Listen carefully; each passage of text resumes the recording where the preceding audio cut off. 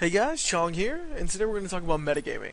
And this is going to be, something that uses Guild Wars 2 examples, and I'm going to try to make it kind of sort of specific to Guild Wars 2, but overall it is information that you can really apply to pretty much any competitive game, um, in, not just video games, but, card games, board games, poker, things like that. Metagaming is extremely important, and all the people at the top levels are using, sort of metagaming strategies and are aware of the metagame, whether they really understand what, exactly how to explain it. Like, everyone's metagaming, basically. So, it's something that I feel like, um, if people are more aware of, it can really improve their play and how they kind of approach how to beat the game and how to get ahead in the game.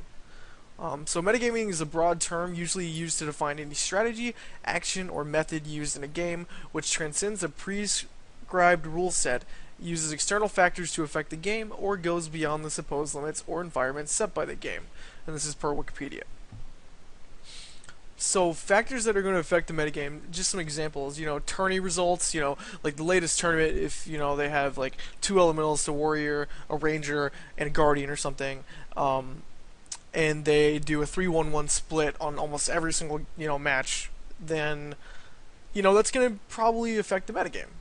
As well as videos of certain builds, like anyone that is well known in the community or a top level player and releases a video, that's going to affect the metagame, as well as just general information and forum posts, and this is all going to lead to overall player knowledge. In addition to that, the metagame is going to be affected just by people playing the game and kind of figuring out the game. It's going to evolve overall. Certain strategies are going to be less effective, and certain strategies are going to be more effective. So the goal to beat the metagame is to always remain exactly one level ahead of the metagame. It's pretty simple. The metagame is going to develop based on information available and is going to naturally evolve. In every game, something's going to happen to evolve the metagame. Like, just like the things I said before, just natural play skill, evolving and becoming better, things of that nature. So your job is going to be evaluate the metagame and stay one level step ahead of your opponents. And it's easiest to do this, I've found, by assigning levels to the metagame, which I kind of got from a poker background.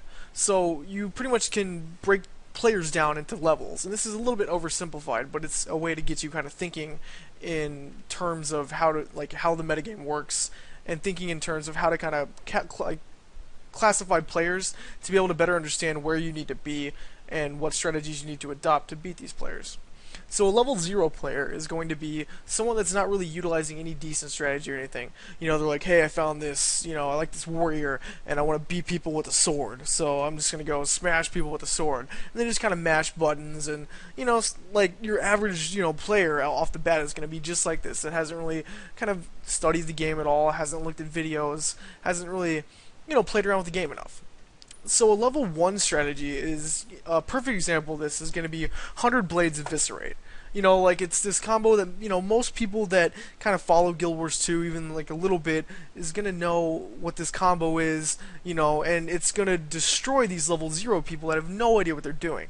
Like they're just going to, charge people, 100 blades, eviscerate them, and like the people that don't know what they're doing are just going to die. This strategy is extremely obvious. Like if you look at a warrior for, play around with a warrior for more than, maybe a day or two, you're going to find this strategy. And it's something that's going to, just own level 0 players. So a level 2 player is just going to, be someone that, like a level 2 player or a level 2 strategy is going to be something that, kind of beats this. So, like a really good elementalist is pretty good against 100 Blades Eviscerate. Things of that nature. So ultimately your goal is not to climb and remain on the highest level possible of the metagame, but to understand up to the highest level possible strategies to make informed decisions that will allow you to remain exactly one step ahead of the player level or strategy level that you are facing. Basically, like if you overthink or overcorrect for the metagame, you're going to have a bad time.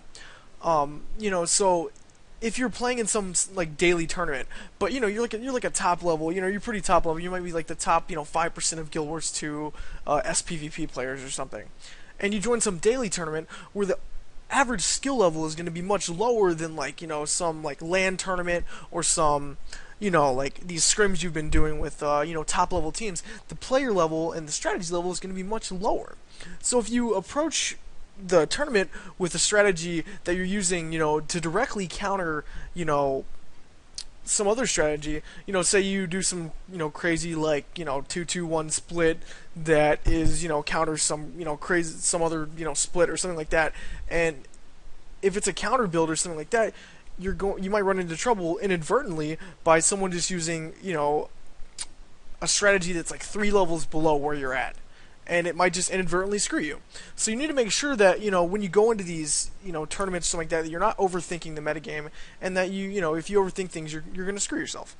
Basically, it's extremely important to stay one step ahead of the metagame. And even if you're at the top of, Guild Wars 2 at the time, like if you're at the top of Guild Wars 2 at the time, the best place and the best way to stay at the top of Guild Wars 2 is to constantly understand how to counter the strategies you're already implementing.